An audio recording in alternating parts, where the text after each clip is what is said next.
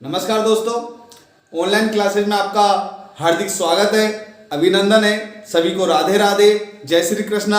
आज जो हम बात करने वाले हैं वो ब्रिटिश संविधान।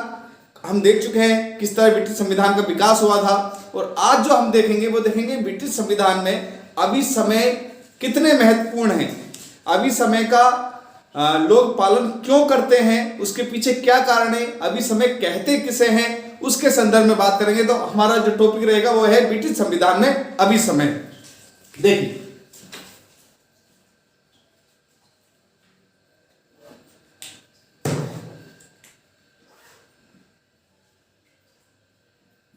ब्रिटिश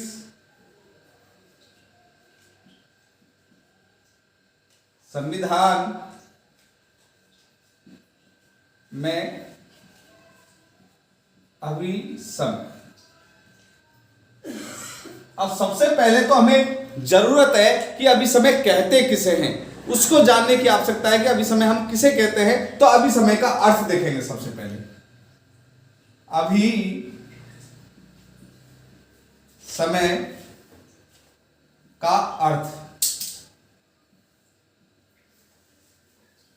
देखिए, अगर हम अभी समय की बात करते हैं तो अभी समय ब्रिटेन में जो संविधान है उसमें समय समय पर वैधानिक परंपराएं जो संसदीय कानून या न्यायालय द्वारा स्वीकृत नहीं है,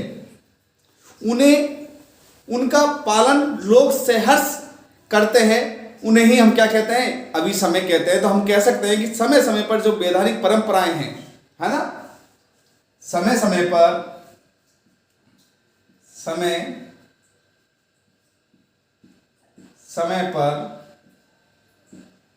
जो वैधानिक परंपराएं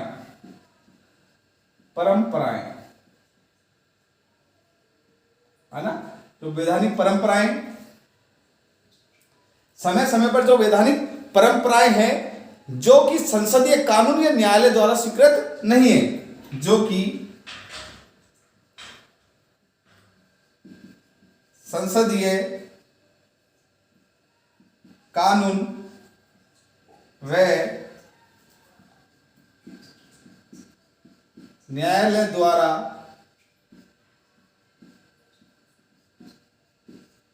स्वीकृत नहीं है, उसे संसदीय कानून के तहत नहीं बनाया है, ना ही न्यायालय ने उसको स्वीकृत किया है, न्यायालय ने बनाया है उसे, लेकिन उनका पालन ब्रिटिश की जनता, ब्रिटिश लोग सहर्ष उनका पालन करते हैं, है ना, नहीं है। फिर भी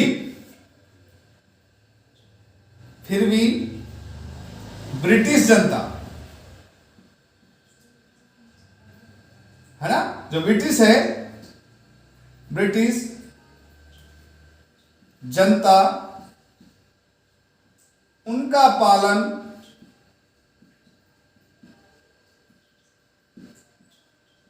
सहर्ष करती है।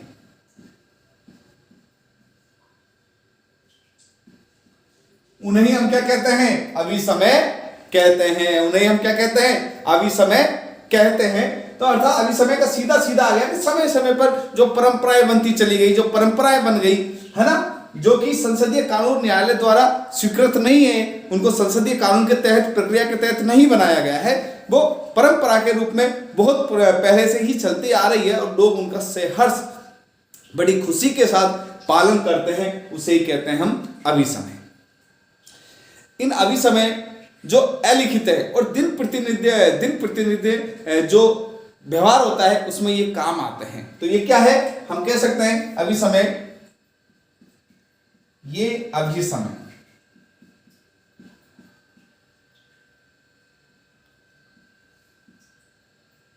अलिखित है। क्या है, अलिखित, लिखित नहीं है, अलिखित है, केवल परंपरा रूप से है, और दिन प्रतिदिन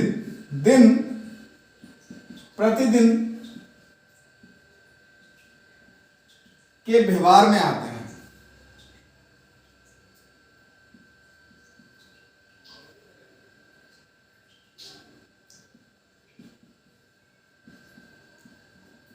दिन प्रतिदिन के जो व्यवहार है उस व्यवहार में इसका उपयोग किया जाता है, दिन प्रतिदिन इनका उपयोग किया जाता है व्यवहार के अंतर्गत, तो इसे कहते हैं हम अभिसमय।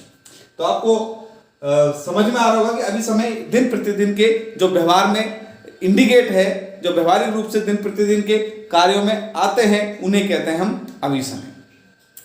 अगर हम बात करते हैं कि इनके क्या कहा जाता है अभिसमय को, कोई परिभाषा है क्या इसकी, तो परिभाषा भी लोगों ने देने की कोशिश की है, तो लेकिन सीधा सीधा एक ही बात है, सब कुछ परंपरा पर आधारित है, लिखित इसके अंदर नहीं है। एक तरीके से अलिखित सूत्र है ये, और इसीलिए मिल ने परिभाषा दी है इसको।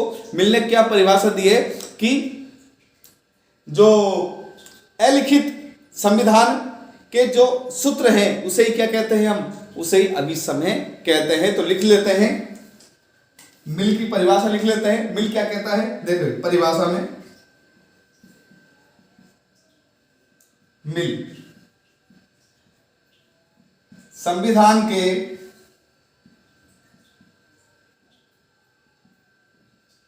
अलिखित सूत्र, अर्थात जो चीज लिखी नहीं गई है, अलिखित सूत्र है, वो क्या है, संविधान के अलिखित सूत्र अभिसमय है।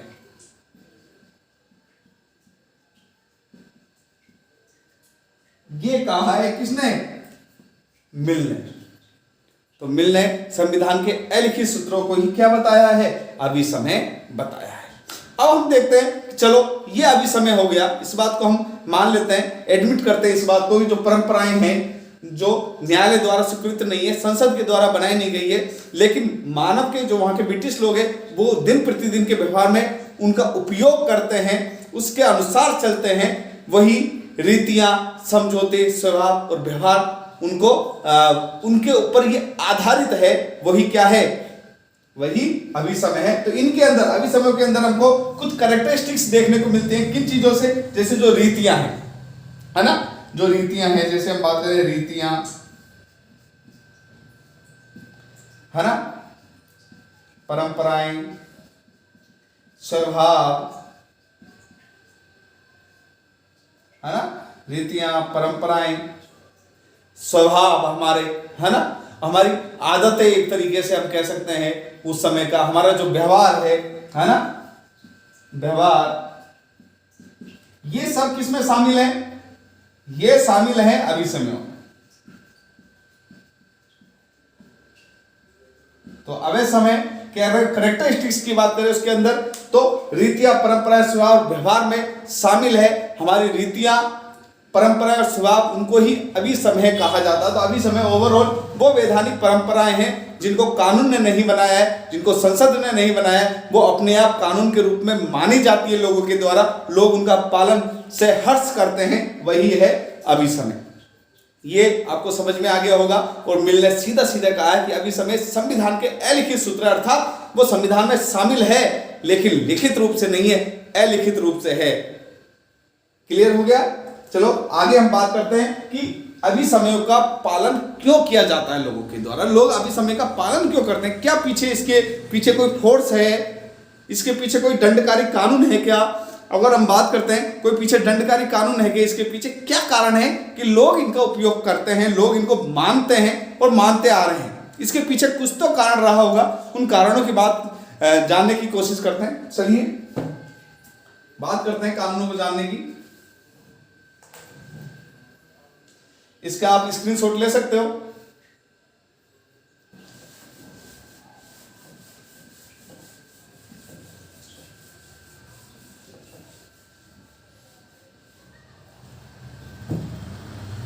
तो ब्रिटिश संविधान में अभिसमयों के पालन के कारण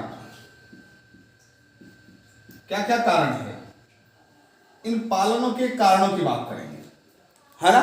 क्या क्या कारण है कि इनका पालन किया जाता है लोगों के द्वारा, क्यों पालन करते हैं, उसकी अगर हम बात करेंगे, उनके पालनों के कारणों को जानेंगे कि देखिए इनका पालन उसी तरह किया जाता है जिस तरह संविधान की धाराओं को किया जाता है। स्पष्ट है ये बात, ध्यान रखना कि अभिसमयों का पालन, अभिसमयों का पालन संविधान की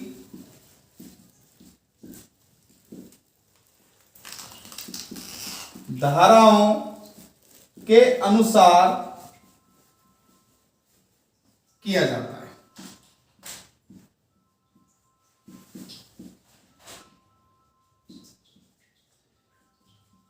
अभिसमयों का पालन कैसे किया जाता है? संविधान की धाराओं के अनुसार किया जाता है, अर्थात धाराओं के तरह लिख दीजिए, वो ज्यादा अच्छा रहेगा। धाराओं की तरह ही अर्थात जैसे धाराओं का उपयोग किया जाता है वैसे ही अभिसमयों का उपयोग किया जाता है, पालन किया जाता है ना। उनका पालन सिर्फ इस आधार पे हम ये कह सकते हैं कि जैसे धाराएं हैं संविधान की वैसे ही अभिसमयों का पालन किया जाता है। उसके पीछे कारण क्या है? सबसे पहला जो कारण है, अगर हम वो जानने की कोशिश करेंगे तो हम कह सकते हैं कि जो वहां की परंपराएं हैं वो जन इच्छा और लोकमत पर आधारित है। तो पहला कारण देखेंगे हम, फर्स्ट कारण की बात करते हैं, पहला है ना,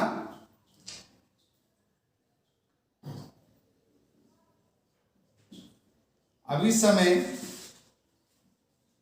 है ना। जो ये अभिसमय है या जो परंपराएं ये जन इच्छा और लोकमत पर आधारित है। जन इच्छा एवं लोकमत पर आधारित।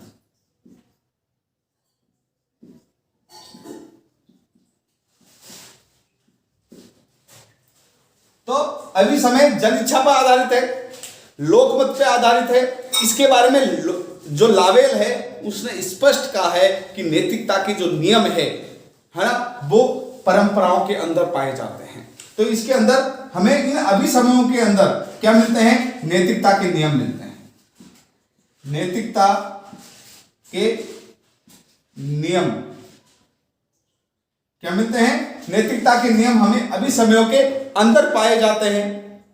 और इन अभिसमय और परंपराओं को जनता की स्वीकृति है, जनता की स्वीकृति, जनता इन्हें मानती है, इसलिए अभिसमयों का क्या किया जाता है? पालन किया जाता है। जन इच्छा पर आधारित है, ये नैतिकता के नियम से जुड़े हुए हैं, है ना। ये जनता की स्वीकृति और समर्थन पर आधारित है कि नहीं। इसके अलावा जो अंग्रेज लोग हैं वो अपने परंपराओं से बहुत प्रेम करते हैं। तो हम कह सकते हैं अंग्रेज लोग अपनी परंपराओं एवं रूढ़िवादिता,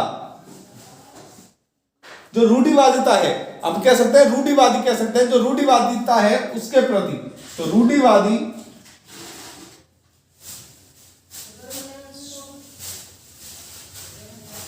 वादिता के प्रति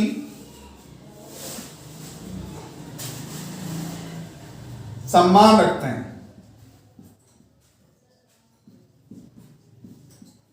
रूढ़िवादी विचारधारा के लोग होते हैं अंग्रेज लोग, रूढ़िवादी विचारधाराओं को मानने वाले लोग होते हैं।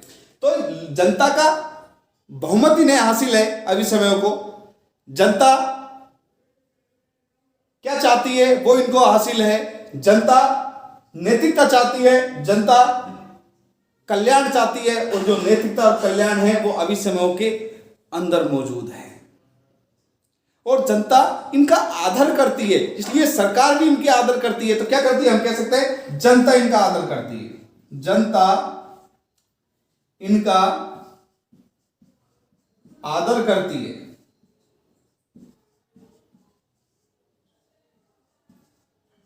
जनता इनका क्या करती है? आदर करती है, और इसलिए सरकार भी इनका आदर करती है। तो ये बात आपके समझ में आ गई होगी कि जनता भी इनका आदर करती है और सरकार भी इनका आदर करती है, इसलिए अभिसमयों का पालन किया जाता है। अभिसमय जन इच्छा और लोक मत पर क्या होते हैं? लोक मत पर आधारित होते हैं। अगर हम दूसरी बात करें सेकंड पॉइंट को लेकर के, तो पहला पॉइंट समझ में आ गया होगा आपको अच्छे से। दूसरे पॉइंट की बात करते हैं, देखिए सेकंड पॉइंट की बात कर रहे हैं, है ना। अभिसमयों की बात चल रही है, अभिसमय के पालनों के कारण, पालन अभिसमय पालन के कारण, ये हम देख रहे हैं। पहला पॉइंट डिस्कस कर चुके हैं। दूसरा हम कह सकते हैं परंपरा ही जो होती है वो उपयोगिता पर आधारित होती है, हमेशा उपयोगिता पर आधारित होती है।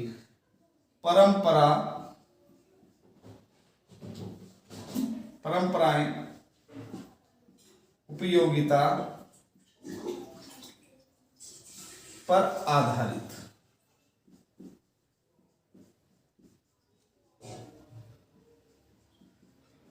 होती है। तो पालन करने के पीछे दूसरा ये कारण है कि जो परंपराएं हैं, ये परंपराएं हमेशा उपयोगिता पर आधारित होती है, उपयोगी होती है। ये जो प्रचलित संवैधानिक सिद्धांत हैं उनके अनुरूप होती है। हम कह सकते हैं क्या है कि परंपराएं प्रचलित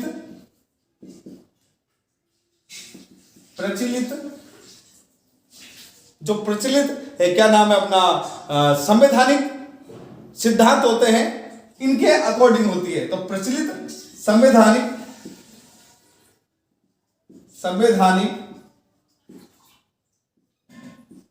सिद्धांत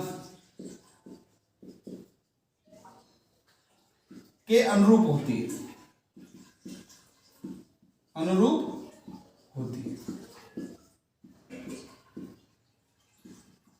जो सैद्धांतिक सिद्धांतों के अनुरूप होती है उसके अनुरूप कार्य करती है। और जो इनके सैद्धांतिक जो सिद्धांत है उनके अनुरूप ही नहीं होती, उनके क्रियान्वयन में सहायक भी होती है। तो हम कह सकते हैं सैद्धांतिक सिद्धांतों के क्रियान्वयन में भी सहायक होती है। संवैधानिक जो सिद्धांत है, सिद्धांतों के क्रियान्वयन में भी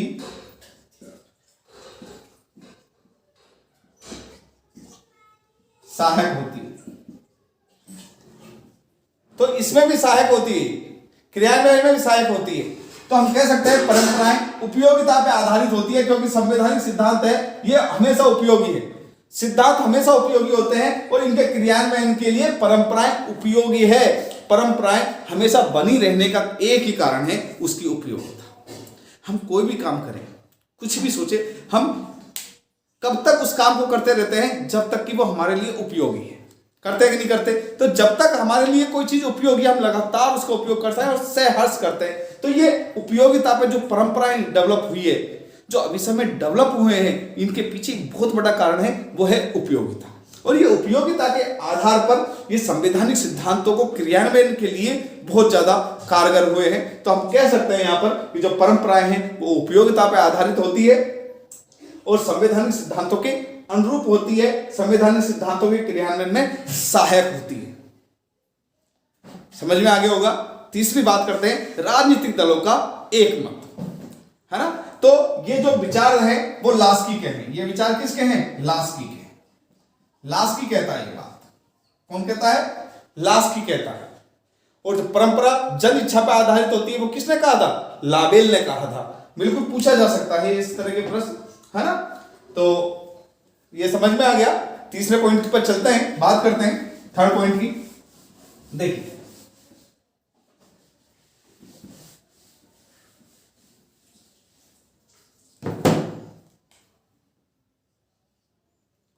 तीसरा पॉइंट, राजनीतिक दलों का एक मत। राजनीतिक दलों का एक मत। देखिए इन अभिसमयों के संदर्भ में जितने भी राजनीतिक दल हैं वो समान रूप से एक मत हैं। वो समान रूप से एक मत है इस संदर्भ में कि हां अभी समय हमारे लिए उपयोगी है। तो हम कह सकते हैं कि ये सभी राजनीतिक दल हैं जो समान रूप से परंपराओं एवं रीतियों के समर्थक हैं।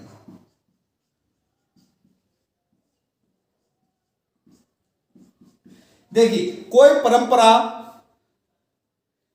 के पीछे समर्थन की शक्ति कब खत्म होती है? जब एक दल उसका विरोध करता है। भाई आज कोई भी चीज है, अगर सरकार कोई नई चीज लेके आती है या जो चीज चली आ रही है, अगर उसका विरोध करने वाला कोई नहीं है तो वो चीजें समाज में एज इट इज रहेगी।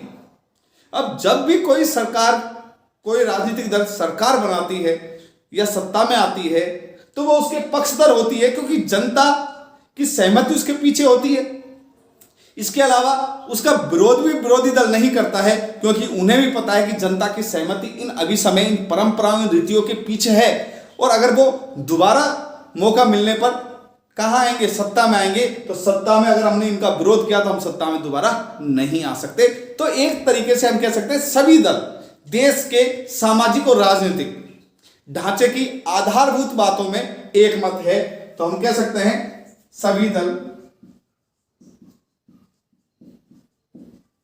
देश की सामाजिक, देश के सामाजिक, है ना, देश के सामाजिक और राजनीतिक ढांचे के आधारभूत एवं राजनीतिक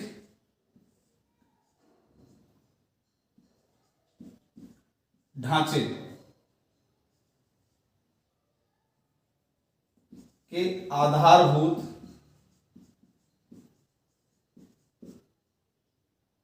है ना, मतलब उसके जो आधारभूत ढांचा है उन बातों पे, ढांचे के आधारभूत बातों पर एक मत है, बातों पर एक मत है, बातों पर एक मत है।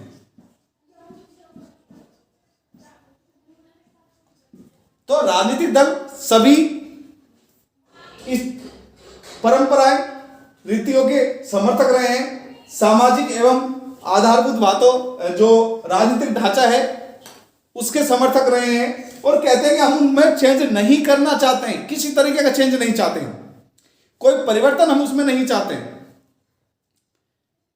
तो यहां पर हम कह सकते हैं जब सभी राजनीतिक दल समर्थक हैं, कोई विरोध है ही नहीं, तो उसका पालन का एक बड़ा कारण सिद्ध होता है, एक बड़ा कारण है अभिसमयों के पालन का, क्योंकि राजनीतिक दल उस बात को मान रहे हैं, एडमिट कर रहे हैं। इसके अलावा शासक वर्ग की इच्छा, देखिए शासक हमेशा वही चाहता है जो जनता चाहती है ना। तीसरे पॉइंट की बात कर लेते हैं। तो तीसरे पॉइंट में हम कह सकते हैं शासक दल की इच्छा, है ना।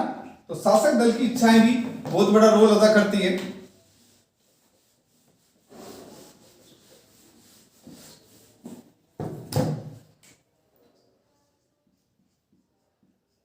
शासक दल की इच्छा, देखिए शासक दल हमेशा इनका पालन करते हैं, हमेशा पालन करते हैं शासक दल। तो शासक दल हमेशा इस चीज को जानते हैं और इस चीज का समर्थन करते हैं, पालन करते हैं। और शासक दल की जो इच्छा है वो जनता की भी इच्छा होती है, क्योंकि जनता ने उनको चुनकर के भेजा है। और शासक दल हमेशा उन्हीं चीजों का पालन करते हैं और सरकार वही कार्य करती है जो सरकार के ढांचे को, सरकार को सुचारू रूप से चला सके। तो ये परंपराएं हैं, ये सरकार को चलाने में मदद करती है। परंपराएं, या हम कह सकते हैं अभिसमय,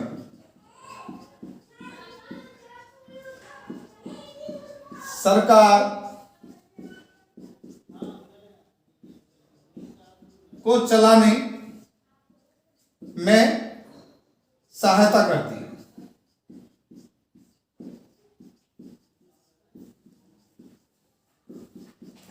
तो शासक दल की इच्छा है कि सरकार सुचारू रूप से चले, है ना। तो सुचारू रूप से चलाने में, सरकार को सुचारू रूप से लिख सकते हो, सुचारू चलाने में सहायता करती है। तो शासक वर्ग की इच्छाएं इसके पीछे है, शासक वर्ग की इच्छा इसके पीछे होती है, इसको आगे ले जाने के पीछे होती है। और हमेशा शासक दल ये चाहता है कि जो हमारी जो सरकार है वो लगातार अच्छा कार्य करे, और अच्छा कार्य जब होता है जब जनता के हित में कोई काम हो, और जनता का हित परंपराओं अभिसमयों के पालन में है, क्योंकि जनता की इनके प्रति गूढ़ आस्थाएं हैं, श्रद्धा है।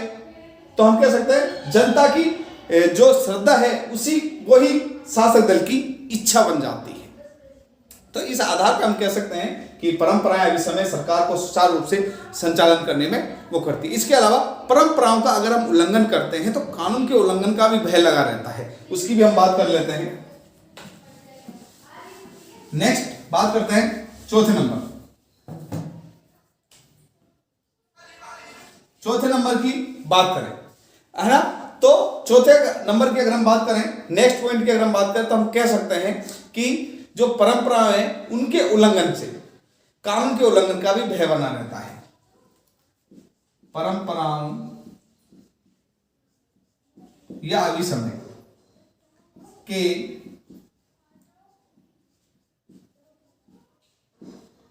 उल्लंघन से कानून के उल्लंघन का भय। अगर आप परंपराओं का क्या करोगे, उल्लंघन करोगे, अगर आप परंपराओं का उल्लंघन करोगे तो 100% यह है कि कानून का भी उल्लंघन होगा ही होगा, क्योंकि कानून और परंपराएं एक तरीके से गुथी हुई है ना। तो हम कह सकते हैं यहां पर कानून और परंपराएं, कानून एवं परंपराएं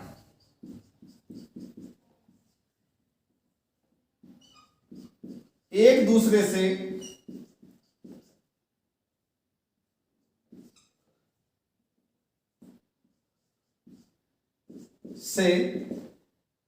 गुथी हुई है ना, गुथी हुई है।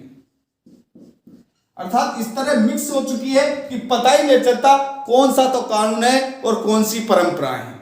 और यह लगता है कि अगर हमने अभी समय का उल्लंघन किया तो कहीं कानून का उल्लंघन तो नहीं हो जाएगा, और फिर ऐसा हो ही जाता है। तो अगर आप किसी परंपरा का उल्लंघन करोगे तो कानून का उल्लंघन हो जाता है, कानून का उल्लंघन हो जाता है। इस तरह गुथ गई है आपस में। तो कानून और परंपरा एक दूसरे से गुथी हुई है, इस बात का भी हमको ध्यान रखना है। तो इस आधार पर जब गुथी हुई है और लोगों को इतना घालमेल हो चुका है इनमें कि ना ये पता चलता है कि कौन सा तो कानून है और कौन सी परंपराएं हैं, और लोग इनका फिर सहर्ष अपनी इच्छा से, इनको खुद को पता नहीं रहता हम कानून का पालन कर रहे हैं या परंपरा का पालन कर रहे हैं। तो अगर अब वो उल्लंघन करने की सोचते हैं तो ऐसा लगता है कि जैसे कानून के उल्लंघन हो रहा है, और वो भय उनके बना रहता है। तो इस आधार पर हम कह सकते हैं। नेक्स्ट पॉइंट की बात करें, देखिए नेक्स्ट पॉइंट की बात करते हैं। अगर नेक्स्ट पॉइंट की अगर बात करें तो हम कह सकते हैं मनोवैज्ञानिक अनुशक्ति कह सकते हैं हम, मनोवैज्ञानिक अनुशक्ति।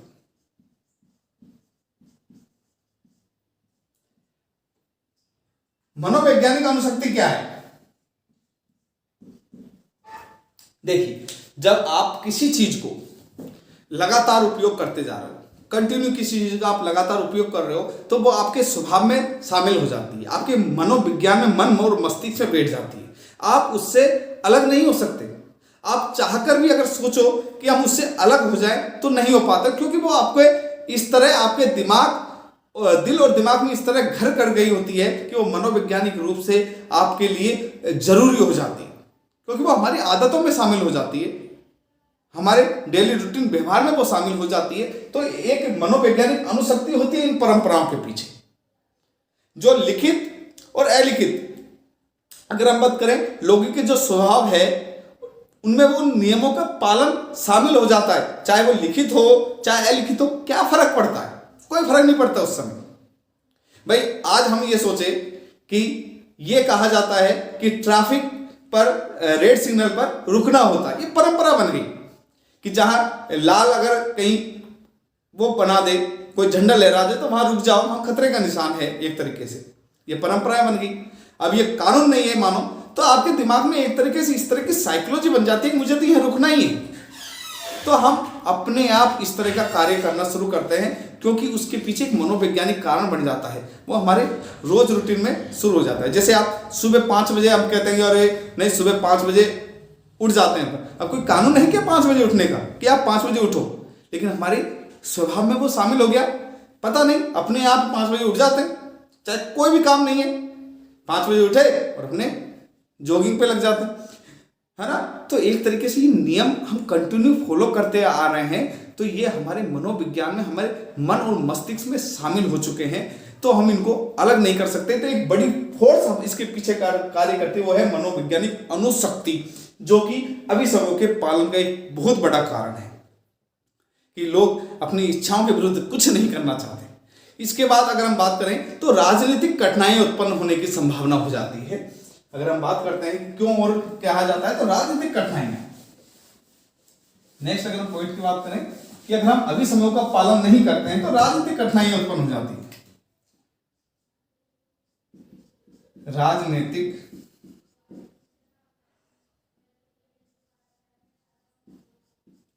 कठिनाई उत्पन्न हो जाती है।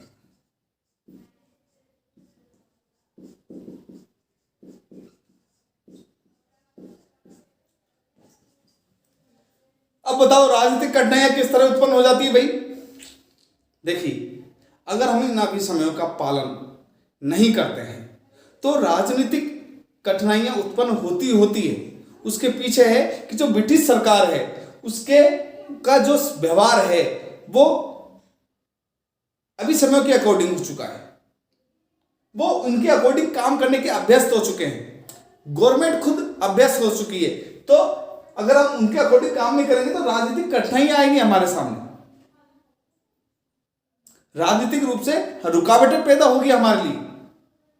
तो एक बहुत बड़ा कारण है कि राजनीतिक जो कठिनाइयां हैं, जो कठिनाइयां वो उत्पन्न हो सकती है अगर हम अभिसमयों का पालन नहीं करते हैं तो राजनीतिक रूप से अगर हम देखें तो जो अभिसमय है उनका उल्लंघन से हमें ब्रिटिश सरकार है या ब्रिटिश शासन है उसका जो व्यवहार है ना, ब्रिटिश शासन की जो व्यवस्था है उसको खतरा उत्पन्न हो सकता है। तो हम कह सकते हैं ब्रिटिश शासन की व्यवस्था, ब्रिटिश शासन की व्यवस्था को खतरा उत्पन्न हो जाता है।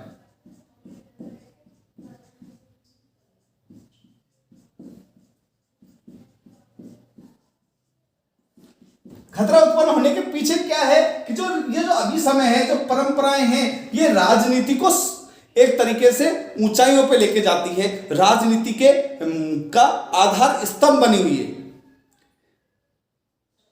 सम्राट राजतंत्रात्मक व्यवस्था रही है ब्रिटिश में, और आज भी हम कह सकते हैं राजतंत्र, लोकतंत्र और कुलीन तंत्र का मिश्रण है। और जो पुरानी परंपराएं चल रही है उसमें ये लोग छेड़खानी नहीं चाहते हैं और किसी वर्ग को ये गलत नहीं ठहराना चाहते हैं। अगर ये किसी वर्ग की भावनाओं के विरुद्ध जाएंगे, किसी भी वर्ग के विरुद्ध जाने की कोशिश करेंगे तो क्या होगा, राजनीतिक संकट खड़ा हो जाएगा। ठेस लगती है, अगर मान लो किसी एक वर्ग को ठेस लगती है तो वहां राजनीतिक संकट पैदा होने में समय नहीं लगता है।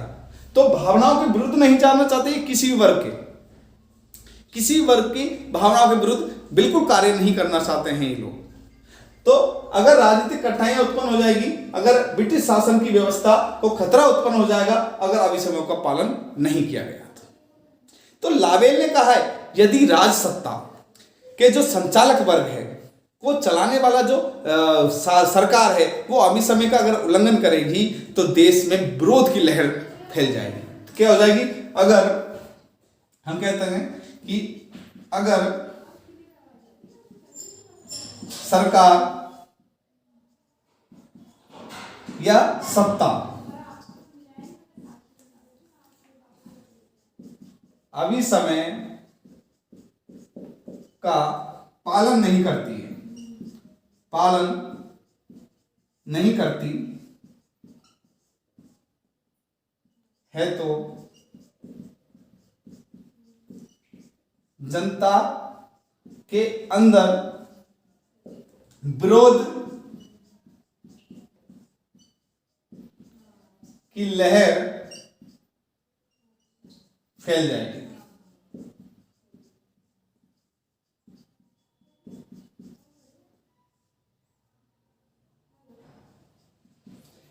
विरोध की लहर फैल जाएगी जनता के अंदर, विरोधी हो जाएगी जनता इन लोगों की, और खतरा उत्पन्न हो जाएगा राजनीतिक व्यवस्था को। सरकार को हो सकता है त्याग पत्र देना पड़ जाए, ये स्थिति आ जाएगी। अभी समय को जनता के मन में इस तरह बस चुके हैं। ये लावेल के शब्द है, लावेल ने कहा है ये चीज। किसने कहा है? लावेल ने। लावेल ये कहता है कि अगर सरकार या सत्ता अगर अभिसमयों का पालन नहीं करे, अभिसमयों का क्या नहीं करे? पालन नहीं करे, तो मुसीबत में आ जाएगी। हो सकता है उन्हें सरकार अपनी सत्ता खोनी पड़े। तो यह बात इसमें कही गई है कि इनको अभिसमयों का पालन करना जरूरी होता है, आवश्यक है, नहीं तो सरकार खतरे में आ जाएगी। और यही नहीं, और भी बहुत सारे कारण हैं, तो हम बात कर लेते हैं। देखिए,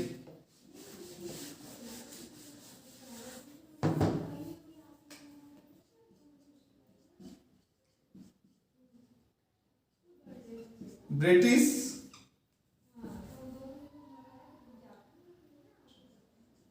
जनता की राजनीतिक जागरूकता, जो ब्रिटिश जनता है उनकी जो राजनीतिक जागरूकता है वो भी अभिसमयों के पालन का एक बहुत बड़ा कारण है। ब्रिटिश जनता जागरूक है अपने परंपराओं के प्रति, ब्रिटिश जनता जागरूक है अपने राजनीतिक अधिकारों के प्रति। ब्रिटिश जनता स्वभावगत जागरूकता जहां होती है वो ऑटोमेटिक कानून बनाने की आवश्यकता ही कहां है, जब जागरूकता आपके मन में आ जाती है किसी भी चीज के प्रति। जैसे आपको जॉब पानी है तो जागरूकता हो गई, आपको मस्तिष्क में ये हो गई मुझे नौकरी लगनी है, तो आप उसके लिए कोई आपको जगाने की जरूरत नहीं है, आपको कोई कहेगा नहीं सुबह 5 बजे उठो, आप अपने आप उसके अकॉर्डिंग कार्य करना शुरू कर देते हो। तो ब्रिटिश जनता तो राजनीतिक जागरूकता है उनके अंदर, इतनी जागरूकता है कि वो इनका बिना लिपिबद्ध होते हुए, बिना कानून निर्माण के भी इनका उपयोग करती जा रही है। तो एक राजनीतिक जागरूकता एक बड़ा कारण है, हम कह सकते हैं, अभिसमयों के पालन का। इसके अलावा हम नेक्स्ट बात करते हैं,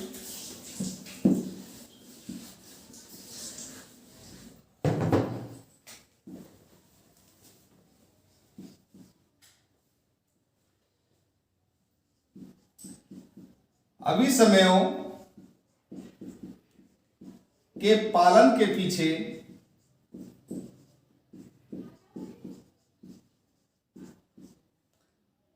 पालन का कारण नैतिक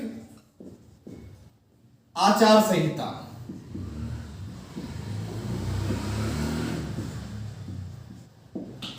क्या है? इन अभिसमयों के पालन के पीछे एक नैतिक आचार संहिता है। नैतिक आचार संहिता का मतलब यह है कि जो अभिसमय है ये नैतिकता का रूप लिए हुए है। जनता में ये नैतिकता की बात करते हैं,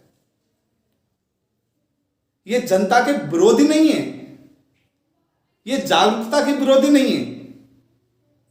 तो नैतिकता के कारण इनका पालन किया जाता है। यह आचार संहिता पर लागू है। अगर ये हमारे आचरण को सुधार का कार्य करते हैं, इस तरह ये हमारे व्यवहार को प्रभावित करते हैं, इसलिए अभिसमयों का पालन किया जाता है।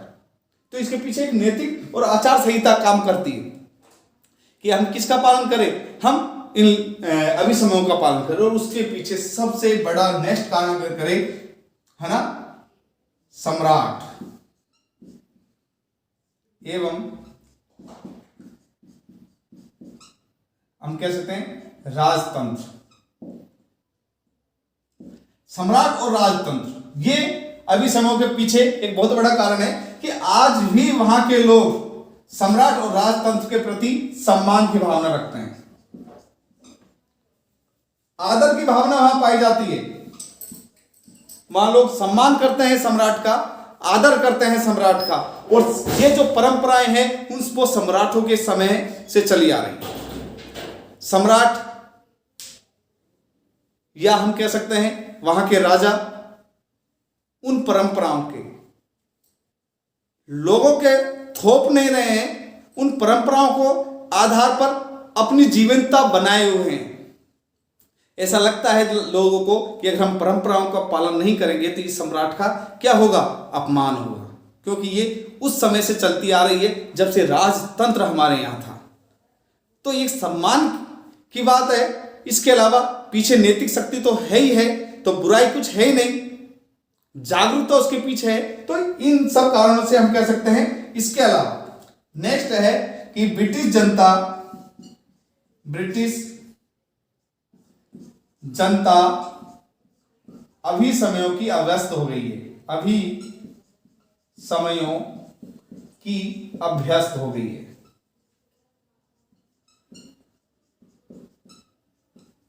क्या हो गई, अभ्यस्त हो गई, आदत पड़ गई इन लोगों को।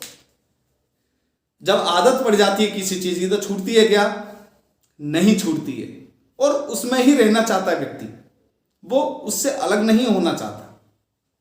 तो ये जो ब्रिटिश जनता है वो अभी समयों की अभ्यस्त हो चुकी है, उनके दैनिक दिनचर्या में वो शामिल हो चुके हैं अपने आप। उनको लगता ही नहीं है हम नियमों का पालन कर रहे हैं, वो अपने आप को इससे अलग समझते ही नहीं है। तो यही कारण है कि लोग इनका पालन करते हैं।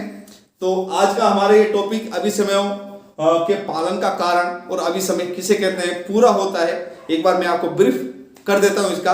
अभिसमय का अर्थ है जो समय समय पर जो वैधानिक परंपराएं हैं, है ना, जो बनती चली आई है, अपने आप ही बनती चली आ रही है रीतियों के हिसाब से, व्यवहार के आधार पर, ये पुराने समय से 1400 सालों से चली आ रही है ना। जो ये परंपराएं जो बनी आई है इनको अभ्यस्त हो चुके हैं लोग, और इनको कोई कानूनी और कोई न्यायालय द्वारा स्वीकृत नहीं है, लेकिन फिर भी ये अलिखित रूप से इनका जो पालन है वो संविधान की धाराओं के समान ही किया जाता है। इसे ही कहते हैं अभिसमय। ये क्या है, अलिखित है, लेकिन दिन प्रतिदिन के हमारे व्यवहार को प्रभावित करती है। इसके अलावा हम कह सकते हैं मिल साफ कहता है कि जो मिल कहता है कि अभिसमय संविधान के अलिखित सूत्र है, अलिखित सूत्र है। ये एक तरीके से कानून है, लिखित नहीं है, बस लिखा नहीं है, लिपिबद्ध नहीं किया गया है, नहीं तो एज इट इज कानून है। और इन कानूनों के पीछे जो पालन करने के कारण है वो है जनता की इच्छा, जन इच्छा, लोकमत पर आधारित, और इनकी उपयोगिता आज भी बनी हुई है। तो हम कह सकते हैं परंपराओं की उपयोगिता के आधार पर भी इनका पालन किया जाता है। इसके अलावा सभी राजनीतिक दल इस पर एक मत है, सभी राजनीतिक दल इनका सम्मान करते हैं, और कोई भी राजनीतिक दल इन परंपराओं और अभिसमयों का विरोध नहीं करता है। शासक वर्ग की इच्छा है इसके पीछे, शासक वर्ग यही चाहता है कि ये चलता रहे, क्योंकि यही उनकी जीत का कारण है, जनता में विश्वास का कारण है कि अगर उन परंपराओं को थोड़ा सा भी हिलाने की कोशिश की, जनता में एक विरोधी लहर आ सकती है, और जो ये विरोध की लहर है इसी सत्ता को बहा के ले जाएगी। तो इसके अलावा अब ये जो कानून है और अभिसमय एक दूसरे से इस तरह गुथ गए हैं, इस तरह मिल चुके हैं कि पता ही नहीं चलता कि हम कानून का पालन कर रहे हैं या अभिसमयों का पालन कर रहे हैं।